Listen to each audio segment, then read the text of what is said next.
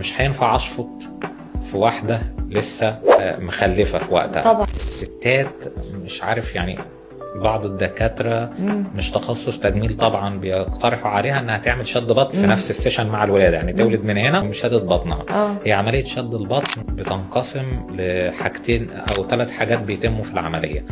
بنستأصل جلد زيادة، وبنشفط الدهون، تمام، وبنشد عضلات البطن عشان نقويها.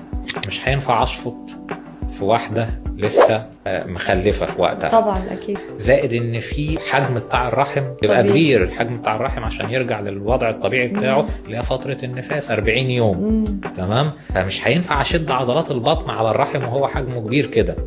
هتبقى الرحم لما ينزل العضلات هترجع تترهل تاني، والجلد اللي هشده واقصه على حجم البطن في الوضع ده اما البطن تنزل الجلد هيرجع يترهل تاني. مش اقل من 6 شهور عشان نفكر نخش نعمل عملية تانية.